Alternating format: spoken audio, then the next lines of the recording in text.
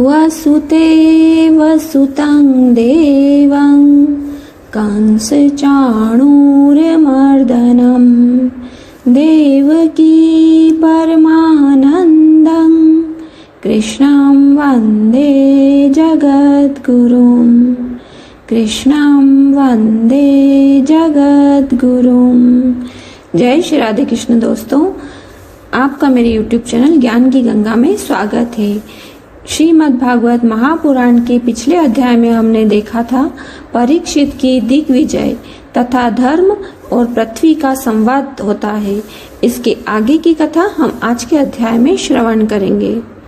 अध्याय 17वां, महाराज परीक्षित द्वारा कलयुग का दमन।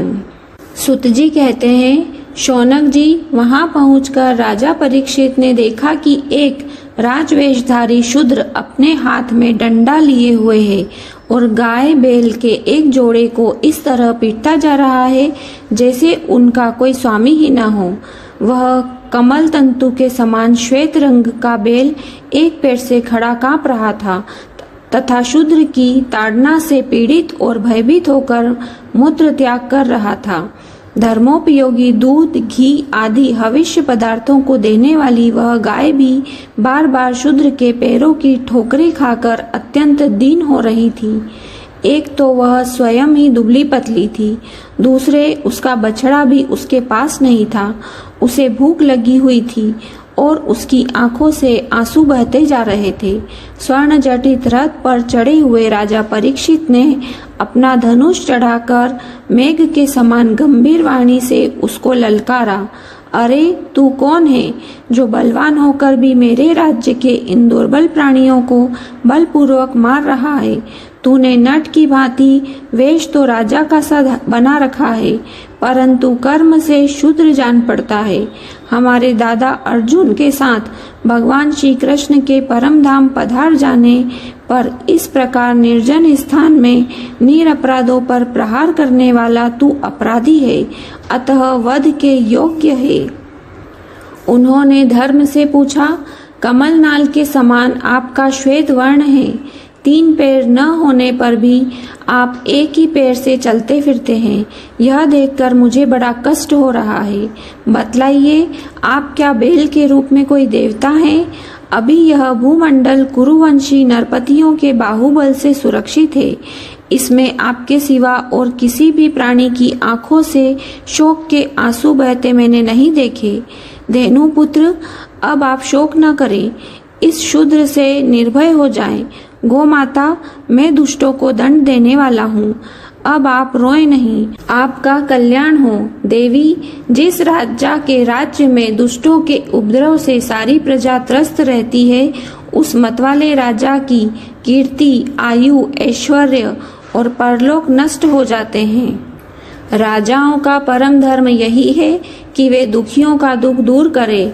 यह महादुष्ट और प्राणियों को पीड़ित करने वाला है, अतः मैं अभी इसे मार डालूंगा।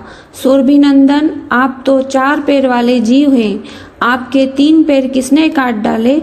श्री कृष्ण के अनुयायी राजाओं के राज्य में कभी कोई भी आपकी तरह दुखी ना हो। वृषभ, आपका कल्याण हो। बताइए, आप जैसे निरपराध साधुओं का अंग भंग करके किस दुष्ट ने पांडवों की कीर्ति में कलंक लगाया है? जो किसी निरपराध प्राणी को सताता है, उसे चाहे वह कहीं भी रहे, मेरा भय अवश्य होगा। दुष्टों का दमन करने से साधुओं का कल्याण ही होता है। जो उद्दंड व्यक्ति निरपराध प्राणियों को दुख देता है, वह चाहे साक्षात देवता ही क्यों न हो, मैं उसकी बाजूबंद से विभूषित भुजाओं को काट डालूंगा।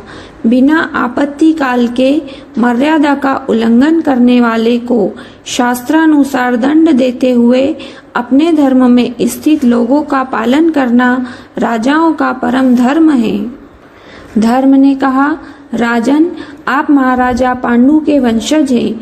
आपका इस प्रकार दुखियों को आश्वासन देना आपके योग्य ही है, क्योंकि आपके पूर्वजों के श्रेष्ठ गुणों ने भगवान श्री कृष्ण को उनका सारथी और दूत आदि बना दिया था। नरेंद्र, शास्त्रों के विभिन्न वचनों से मोहित होने के कारण हम उस पुरुष को नहीं जानते जिससे क्लेशों के कारण उत्पन्न होते हैं। जो लोग किसी भी प्रकार के द्वैतों को स्वीकार नहीं करते, वे अपने आप को ही अपने दुख का कारण बतलाते हैं। कोई प्रारब्ध को कारण बतलाते हैं तो कोई कर्म को, कुछ लोग स्वभाव को तो कुछ लोग ईश्वर को दुख का कारण मानते हैं। किन्हीं किन्हीं का ऐसा भी निश्चय है कि दुख का कारण न तो तर्क के द्वारा जाना जा सकता है और न वाणी के द्वारा बतलाया जा सकता है। राजर्षि, अब इनमें कौन सा मत ठीक है, यह आप अपनी बुद्धि से ही विचार लीजिए। सुत जी कहते हैं, ऋषि श्रेष्ठ शौनक जी, धर्म का यह प्रवचन सुनकर सम्राट परीक्षित बहुत प्रसन्न हुए। उनका खेद मिट गया। उन्होंने शांति चित्त होकर उनसे कहा। परीक्षित ने कहा, धर्म का तत्व जानने वाले वृषभदेव, आप धर्म का उपदेश कर रहे हैं। अवश्य ही आप वृषभ के रूप में स्वयं धर्म हैं। आपने अपने को दुख देने वाले का नाम इसलिए नहीं बताया कि अधर्म करने वाले को जो नरकादि प्राप्त होते हैं, वे ही चुगली करने वाले को भी मिलते हैं। अथवा यही सिद्धांत निश्चय है कि प्राणियों के मन और वाणी से परमेश्वर की माया के रूप का निरूपण नहीं किया जा सकता। धर्मदेव, सत्य युग में आपके 4 चरण थे, तप, पवित्रता, दया और सत्य। इस समय अधर्म के अंश, गर्व, आसक्ति और मद से 3 चरण नष्ट हो चुके हैं। अब आपका 4था चरण केवल सत्य ही बचा रहा है। उसी के बल पर आप जी रहे हैं। असत्य से पुष्ट हुआ यह अधर्म रूप कलयुग उसे भी ग्रास कर लेना चाहता है। ये गौ माता साक्षात पृथ्वी है। भगवान ने इनका भारी बोझ उतार दिया था और ये उनके राशि राशि सौंदर्य बिखेरने वाले चरण चिन्हों से सर्वत्र उत्सवमयी हो गई थी। अब ये उनसे बिछुड़ गई है। ये साध्वी अभागिनी के समान नेत्रों में जल भरकर यह चिंता कर रही है कि अब राजा का स्वांग बनाकर ब्राह्मण द्रोही शूद्र मुझे भोगेंगे। महारथी परीक्षित ने इस प्रकार धर्म और पृथ्वी को सांत्वना दी। फिर उन्होंने अधर्म के कारण रूप कलयुग को मारने के लिए तीक्ष्ण तलवार उठाई। कलयुग ताड़ गया कि ये तो अब मुझे मार ही डालना चाहते हैं। अतः झटपट उसने अपने राज चिन्ह उतार डाले और भाव विवल होकर उनके चरणों में अपना सिर रख दिया। परीक्षित बड़े यशस्वी, दीनवत्सल और शरणागत रक्षक थे। उन्होंने जब कलयुग को अपने पैरों पर पड़े देखा तो कृपा करके उसको मारा नहीं, अपितु हंसते हुए से उससे कहा। परीक्षित जी बोले, जब तू हाथ जोड़कर शरण आ गया है, तब अर्जुन के यशस्वी वंश में उत्पन्न हुए किसी भी वीर से तुझे कोई भय नहीं है, परंतु तू अधर्म का सहायक है, इसलिए तुझे मेरे राज्य में बिल्कुल नहीं रहना चाहिए। तेरे राजाओं के शरीर में रहने से ही लोग झूठ, चोरी, दुष्टता, स्वधर्म त्याग, दरिद्रता, कपट, कलह, दंभ और दूसरे पापों की बढ़ोतरी हो रही है। अतः अधर्म के साथी इस ब्रह्मवर्त में तू एक क्षण के लिए भी न ठहरना, क्योंकि यह धर्म और सत्य का निवास स्थान है। इस क्षेत्र में यज्ञ विविध है के जानने वाले महात्मा यज्ञों के द्वारा यज्ञ पुरुष भगवान की आराधना करते रहते हैं। इस देश में भगवान श्री हरि यज्ञों के रूप में निवास करते हैं। यज्ञों के द्वारा उनकी पूजा होती है और वे यज्ञ करने वाले का कल्याण करते हैं। वे सर्वात्मा भगवान वायु की भांति समस्त चराचर जीवों के भीतर और बाहर एक रस स्थिर रहते हुए उनकी कामनाओं को पूर्ण करते रहते हैं। सुत जी कहते हैं, परीक्षित की यह आज्ञा सुनकर कलयुग सिंहर उठा। यमराज के समान मारने के लिए उद्धत हाथ में तलवार लिए हुए परीक्षित से वह बोला।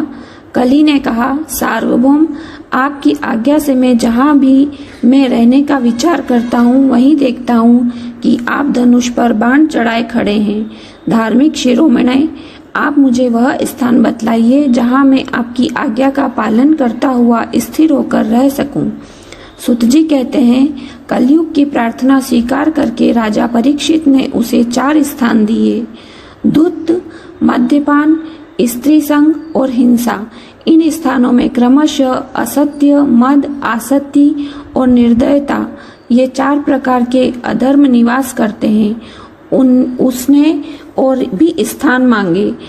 तब समर्थ परीक्षित ने उसे रहने के लिए एक और स्थान स्वर्ण अर्थात धन दे दिया। इस प्रकार कलयुग के 5 स्थान हो गए: झूठ, मद, काम, वैर और रजोगुण। परीक्षित के दिए हुए इन्हीं 5 स्थानों में अधर्म का मूल कारण कली उनकी आज्ञाओं का पालन करता हुआ निवास करने लगा।